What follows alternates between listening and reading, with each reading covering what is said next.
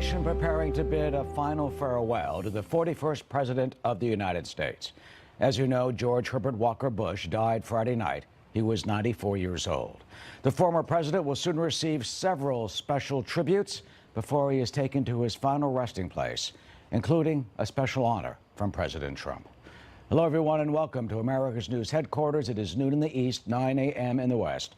I'm Eric Shawn. And I'm Arthel Neville. President Trump says he will send Air Force One to Texas tomorrow to bring the casket of the former president to Washington, D.C., where he will lie in state in the Capitol Rotunda tomorrow evening until Wednesday. Then he will be laid to rest back home in Texas. It all comes as tributes continue to pour in for the late president and war hero. Here is George H.W. Bush's former vice president, Dan Quayle, a short time ago on Sunday Morning Futures with Maria Bartiromo. George Bush was just absolutely the best. He was a great individual, in my opinion, a great president. He loved his family. He loved his work. He loved the country. And it was such an honor for me to work with him every single day that he was president, I was vice president, for the American people. William LaJeunesse is live from College Station, Texas, home to the George H.W. Bush Presidential Library. William? Well, Arthel, you know, this is also home to Texas A&M University, which is huge, second largest campus in the country, and also the Bush School of Public Policy. Well, last night we have some video for you. About 150 students and residents gathered around a pond right behind the library that I'm at right now. They sang Amazing Grace, God Bless America, and the Navy song Anchors Away. They placed candles, personal notes, flowers, poinsettias, and roses around a bronze statue of a much younger and vigorous President Bush. The flags here and in Houston flying at half-staff again today. While President Bush was not overly concerned with his legacy, those here, they spoke of his accomplishments, and they thought it was important to pay homage to the 41st Commander-in-Chief. I wanted to swing by just to pay my respects. This family is just dearly beloved by the community, and I have such high regard for who he was as a man and the way he loved his family, even above the way he loved his country. I feel honored to be a part of the Bush School and a small piece, very small, of George Bush's legacy. If you look at the flag in the PCC, it says duty, honor, country, and I think that really just sums it up. So the president will be laid to rest here behind the library in a private ceremony on Thursday, beside, of course, his wife Barbara and their first child, Robin, who died of leukemia at age 3 in 1953. Secret Service has already closed that burial site, so we can't go there now. There'll be no classes here on Thursday as friends and family say their final goodbye. I think he was proud of his political career. It's not a question I ever asked him. I know I heard him say that one of the things he was most proud of was his children came home, his family. And I think and that maybe was one of the things he was most proud of, in the fact that he was the husband of Barbara Bush, the woman he loved for 73 years.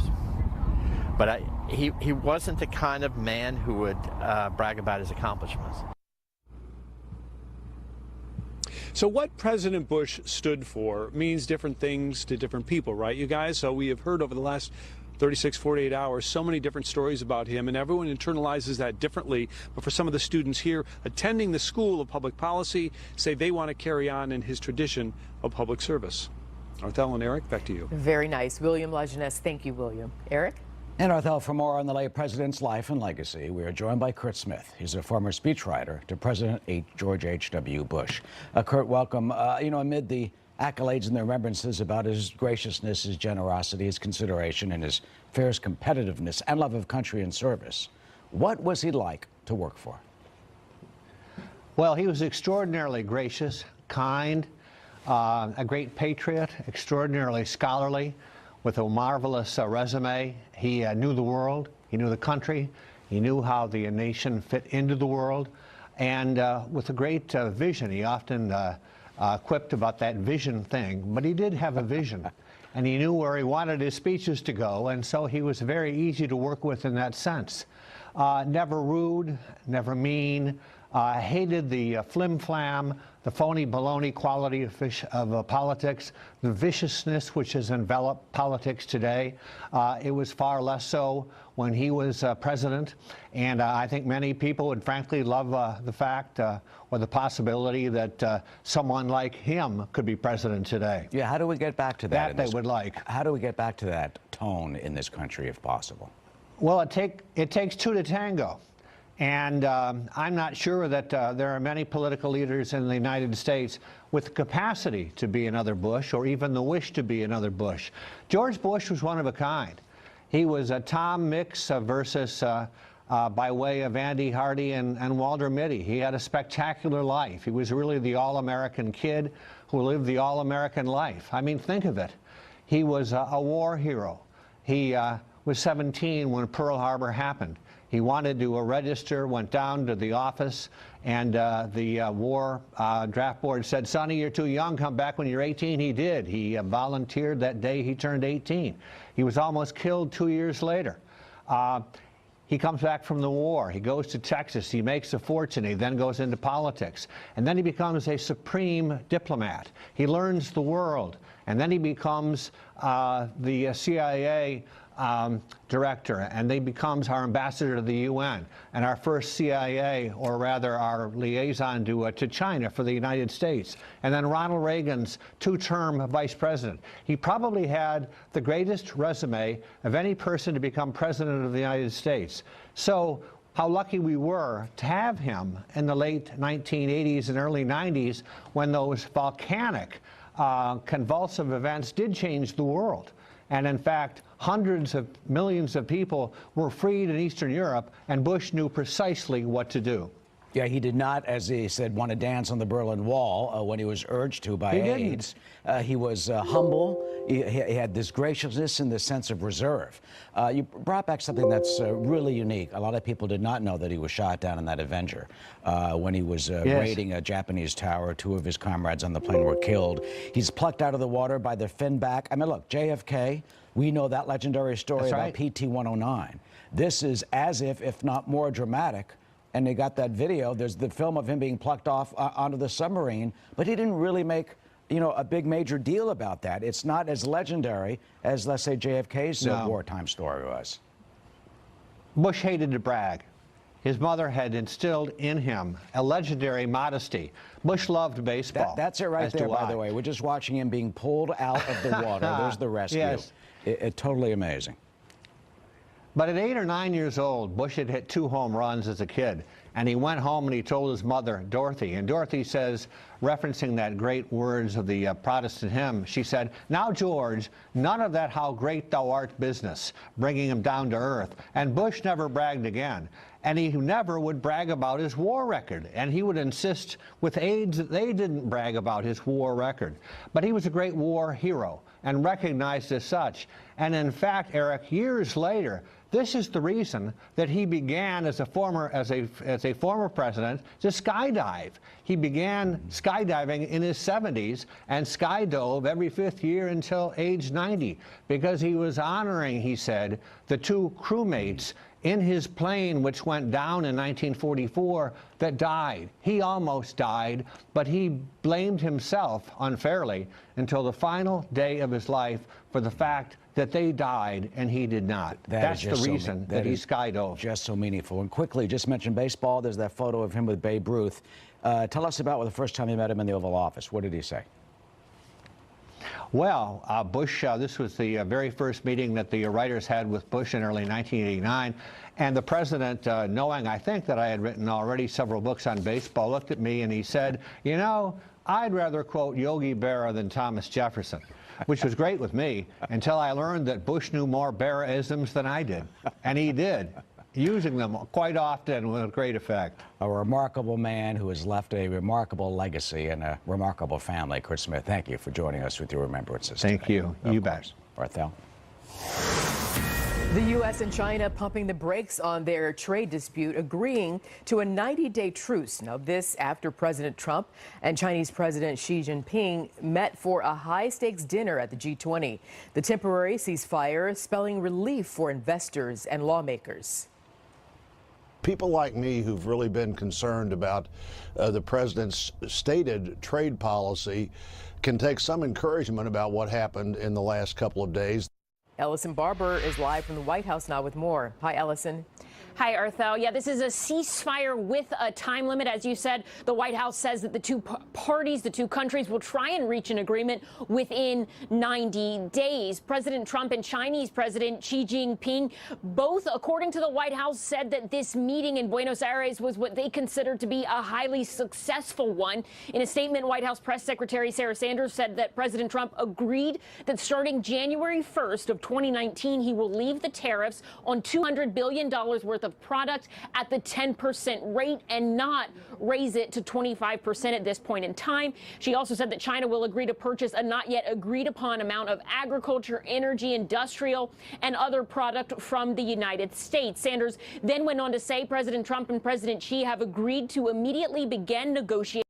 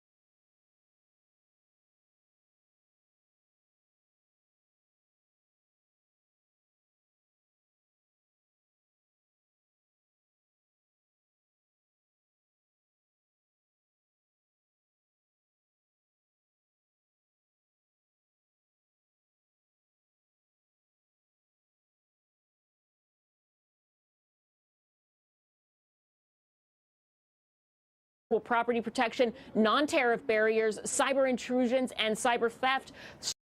Services and agriculture, both parties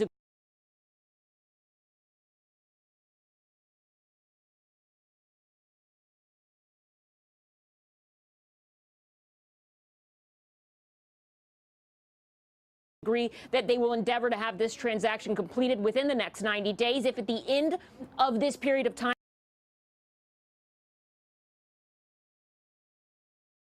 the parties are unable to reach an agreement, the 10% tariffs will be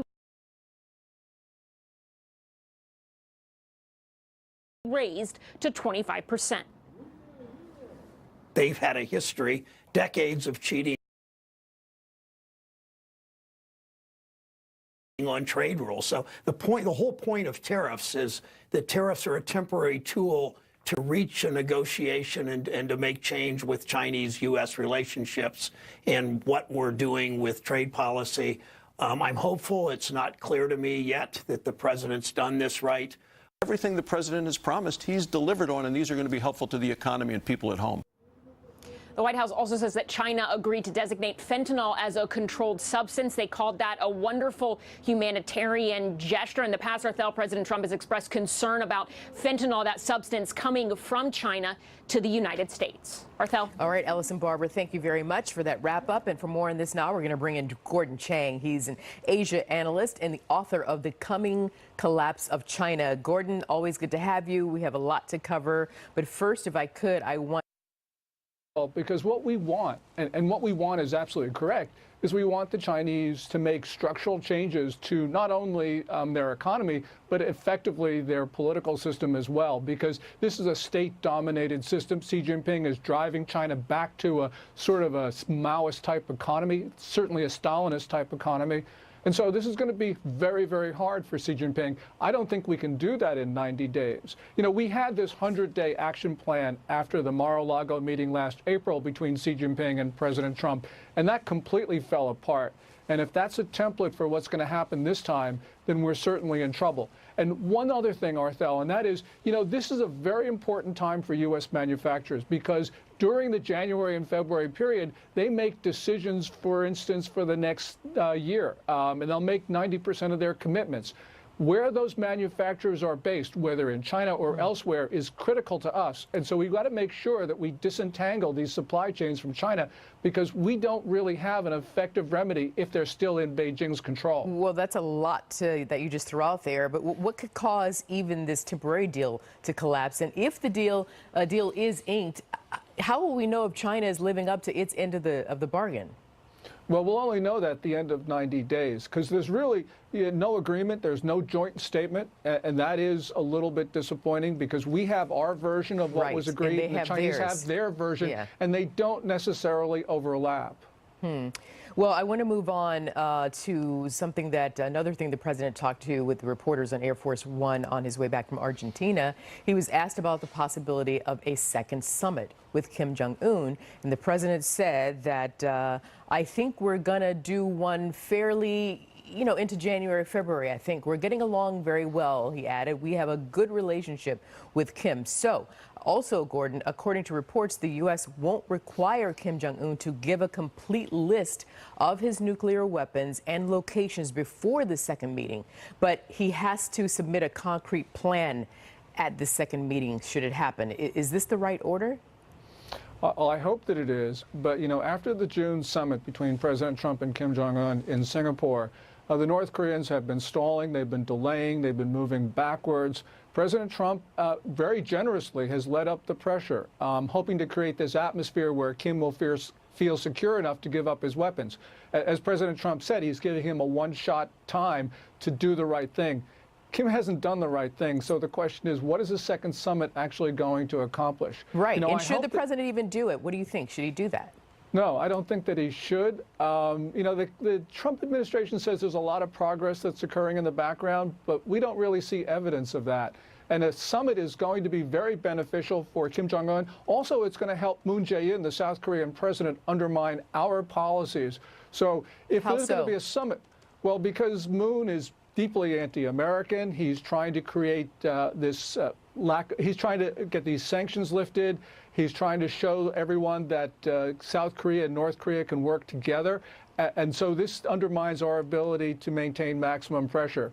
So this is not a good story for us. And so I would hope that if there is this second summit in January and February, as the president said, that we actually get a concrete plan from the North Koreans to give up their weapons, and that plan is verifiable, and that it contemplates the complete denuclearization of the Korean Peninsula.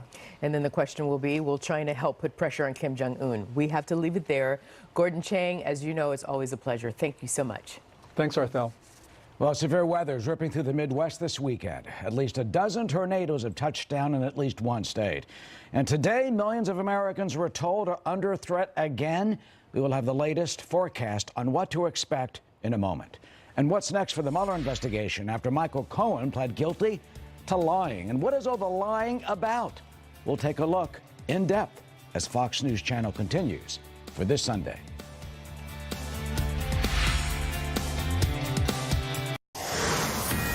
Major developments in the Mueller investigation. President Trump's lead attorney, Rudy Giuliani, slamming the special counsel after Trump's former lawyer, Michael Cohen, pled guilty to lying to Congress. Giuliani accusing Mueller of crossing the line and using, quote, unethical tactics.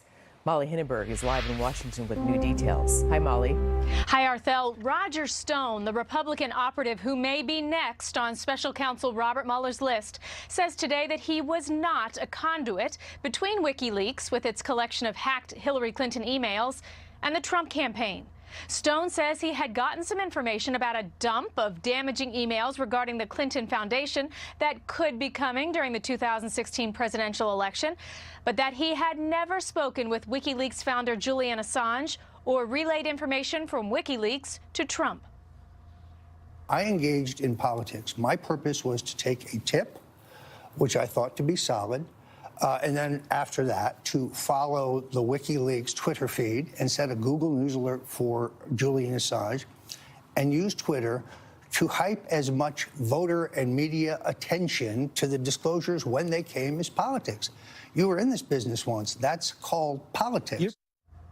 Meanwhile, Special Counsel Mueller, his team, is expected to reveal this week what they say are lies by former Trump campaign advisor Paul Manafort after Manafort pled guilty in September to financial fraud. Investigators say he broke his plea deal and may face more charges. Manafort's lawyers dispute that. They say he did not lie. The incoming top Democrat on the House Intelligence Committee says investigators are looking beyond Manafort. It means that Paul Manafort was double dealing. Basically, he was going through the pretense of cooperating, but he was really, in an underhanded way, supplying information to the Trump legal defense team. And of course, the president continues to dangle a pardon for Paul Manafort, which only adds to the growing body of evidence that the president is engaged in obstructing justice. That, I think, is the ultimate significance here. President Trump has said that Mueller's team has treated Manafort, quote, so poorly, and that he hasn't taken anything, such as a pardon, off the table. One last note, after fighting a subpoena, former FBI Director James Comey will testify before the House Judiciary Committee on Tuesday regarding his decisions leading up to the 2016 election. Comey agreed to testify in private as long as a transcript was released within 24 hours. Arthel? Molly Hindenburg, thank you very much, Molly. Eric? And for more on this, let's bring in Robert Bianchi. He's a criminal defense and trial attorney, also the former head county prosecutor in New Jersey. Robert, so we've got the breaking news about Jim Comey will testify. How significant is that? Well, I think that they came to a resolution because, typically speaking, a court is not going to get involved in Congress's business. It's called the political question doctrine. In other words, Congress has a right to conduct its business so long as it sees fit. And this judge basically said, Eric, you're not saying that the inquiry is inappropriate, and what authority do I have to get in the middle of what Congress does? Now, here it seems like they struck a compromise. Comey was worried about the fact that it's going to be leaked and only portions of his statements are going to come out, and that there's been manipulations and deceptions. But apparently the Republicans have agreed with him that within 24 hours after you testify, you can release the transcript and you can speak to the media. So it kind of ameliorates or lessens the concerns that Comey's team had. What do you think his defense will be? What do you think he would say in the way he dealt with this investigation? I think he's going to say he dealt with the investigation appropriately. Now, I commented a lot on the Hillary Clinton email scandal, and what people tend to do is they look at these things from the prism of politics as opposed to the law. And even though you may trip over a law and do something that is not necessarily correct, does not mean with prosecutorial discretion they're going to go after you for a mistake like that. They want to be able to prove a case beyond a reasonable doubt with corroborating evidence. So when Comey gave his statement, it was almost like a hit I think I may have done with you or somebody else on Fox News to say, this is exactly where this is going to come down, and it's exactly what Comey did. There was nothing unusual about his reasoning. Him giving the statement, that's another issue. So, yeah, do you think they're going to try to really pick apart his reasoning for giving Hillary Clinton a pass and not prosecuting her? Yeah, I think so. I think they're going to say that he was skewed. Now, remember, at the time, everybody was very elated by Mr. Comey from the Republican side and from the Trump campaign because he went out and gave that unbelievable statement that I think was inappropriate. That was something that should have been left with the Attorney General, not the person that's doing the investigation. Nevertheless, they're going to look into the things that you missed, the things that you did not take into consideration, and they're going to try to make an argument that he tried to whitewash, if you will, this investigation. And, of course, looming in the background, and on both sides, they're equal opportunity problems, is this tarmac meeting with Loretta Lynch and Clinton that just led a really bad taste in people's mouths as to whether or not the integrity of the investigation was appropriate. Meanwhile, you've got Michael Cohen apparently lying again or admitting to that, and then you've got Manafort, the prosecutors accusing him of lying. I mean, what are they lying about? You got the Trump Tower project apparently in development in Moscow during the campaign. President says there's nothing wrong with that. Do you think there is? And what could be behind all this? Was it part of trying to get sanctions off the VEB bank, that Russian bank, and they didn't want anybody to know? I think it could be that. It could also be political. But there were certain things that were going on during the course of that deal that could implicate crimes with regard to operating with a sanctioned bank. And as well, after you get elected, but before you're sworn in, dealing with the Russians with regard to policy issues. And watch Flynn on this, because it's been deadly silent. And that's one of those. Yes. That's one of those things you got to. It hasn't been sentenced. Yeah. And he's been silent. And he knows a lot about the internal workings between America and Russia. So what do you think in terms of Flynn, that he is someone, as you point out, who we've not heard really anything from? Right. So I think that he's important in that capacity. Eric, just like the Clinton email scandal, if they cannot make a strong, solid connection beyond the information they're getting from Michael Cohen. In other words, remember, with the Trump Tower meeting, they found emails that suggested that this was about the Magnitsky Act and getting that removed, and that they're getting dirt for Hillary Clinton. Same thing with regard to all of these other issues. There seems to be people lying about it, and then there's proof that shows that what they said was not accurate. Now, the question becomes, that doesn't necessarily establish a link of collusion, but when you're dealing with the Trump Tower meeting and you're dealing with this issue with Corsi and Stone with regard to their involvement with WikiLeaks and Assange, that starts to ratchet up prosecutors thinking, there's something nefarious here. And of course, prosecutors say, if you're lying, there must be a reason you're lying. The question becomes, are you lying because of political damage, or are you lying to cover up a crime? Stone, of course, just said today that, he didn't have any contact with him, but people are lying. And there have been contradictory statements he's made about that. Yes, yeah, we'll have to see. Bob, good to see you. You got it, Eric. As always. Arthel? Eric, thank you. Well, tensions escalating between the U.S. and Iran after Tehran test-fired a missile. Secretary of State Mike Pompeo says that missile is capable of carrying multiple warheads. How both the U.S. and the United Nations are responding. Plus, a deeper look at the 41st President of the United States, George H.W. Bush, revealing his own thoughts and feelings through the audio diary he kept while in the White House. We'll hear some of those excerpts as our nation remembers an American patriot and leader.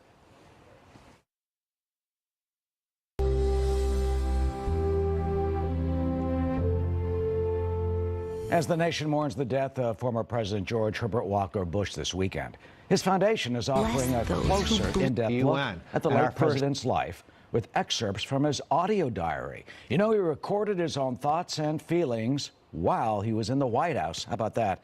Jackie Heinrich, live in our New York City newsroom with more on this fascinating insight. Hi, Jackie. Good morning. Good morning, Eric. The new video that was released is a series from President Bush's foundation. It will detail the 41st president's life from his very own perspective, and viewers will hear the messages that he left for his loved ones to hold on to after his passing. President Bush narrates his own story, drawing on the diary he kept for 57 years. The memories he talks about are illustrated with short home videos, private moments at his Kennebunkport, Maine compound, and countless photos with his children and grandchildren. He shares his thoughts on getting older, wrestling with the melancholy of facing the end of the life he so loved, and accepting his own mortality. I want to rejoice in your victories, and I want to be there for you if you get a bad bounce in life, and no doubt you will, for the seas do indeed get rough. When I say be there, I mean in the game, in the lineup, viscerally involved in your lives, even though I might be miles away. A tweet from his son, Jeb Bush, also reveals there will be more of these videos to come. He tweeted, "We'll be releasing a video series with excerpts from his diary and letters based on his book, All the Best. This reflection on aging is from September 1998, hashtag Remembering 41. The book, released in 2014, reveals letters and writings from the president dating from 1941 to 2010. The story is told largely through personal letters, including one to the president's then-fiancée, Barbara, written in 1943 when he was serving in the U.S. Navy in World War II. There's also a letter written to his parents. While some are lighthearted and some are somber, the book touches on Bush's time as a member of Congress, an ambassador, director of the CIA, vice president, and president.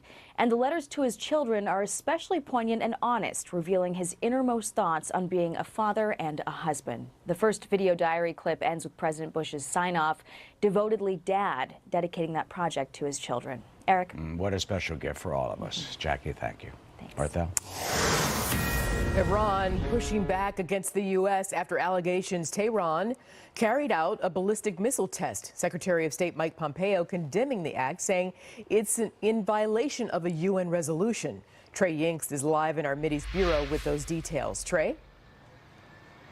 Arthel, Iran conducting that ballistic missile test over the weekend, capable of hitting parts of Europe and all of the Middle East, this stoking new tension between Washington and Tehran. Now, Secretary of State Mike Pompeo did say the missile is capable of carrying multiple warheads. Pompeo added in a statement that such a test is a violation of UN Security Council Resolution 2231. Western intelligence sources did confirm to Fox News that the test occurred over the weekend and that the missile is the same version Iran displayed during a military parade in September of this year. The test comes just days after U.S. Representative for Iran, Brian Hook, released evidence of Iran's growing ballistic program. Today, the United States is unveiling new evidence of Iran's ongoing missile proliferation. The Iranian threat is growing, and we are accumulating risk of escalation in the region if we fail to act. Today, a spokesperson for the Iranian Foreign Ministry said in a statement that this missile test did not violate any UN resolutions and that it was defensive in nature. The new actions by Iran come after the Trump administration reimposed sanctions on the country last month and pulled out of the Iran nuclear deal earlier this year, putting more pressure on Iranian President Hassan Rouhani and the Ayatollah Khamenei to curb weapons testing programs. Now, Arthel, the Trump administration has been very clear about where they stand on pushing back against Iranian aggression. Over the weekend, the president's own national security advisor, John Bolton, said that this type of behavior cannot be tolerated. Arthel? Trey Yingst. Thanks, Trey. Well, there's some new developments at the border to tell you about. How Mexican officials are responding to a dangerous condition at the shelter that was operating at triple capacity. This is the fight over the funding of the border wall could be soon coming to a head. Plus, we'll have our exclusive investigation of the Jimmy Hoffa case. I'm calling on the government to release all the Hoffa FBI files and retest the blood that we found in a house in Detroit where an admitted mob killer says he shot Hoffa. You know, it's all part of our new Fox Nation special, Riddle, the search for Jimmy Hoffa. Jimmy Hoffa is missing. Hoffa disappeared after phoning his wife, Josephine. What do you mean Jimmy Hoffa is missing? This place went absolutely wild. We had people out with shovels digging, looking for Hoffa. Highly questionable if the body will ever be found.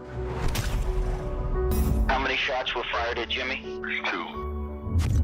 Frank Sharon told me that he killed Jimmy Hoffa. He gave me the directions to this house, and he described the layout. This is where Sharon says Hoffa was shot. Fox News had the answers. This is Sharon drove on. I was around when the Hoffa disappeared that weekend. I have never believed the Frank Sheeran story. They have hit a dead end in their part of the Jimmy Hoffa investigation. Did you think Hoffa was going to get killed? I felt it in my bones. You can log in at FoxNation.com. You can listen to the behind-the-scenes interviews on Riddle the Podcast. The podcast available on FoxNewsPodcasts.com.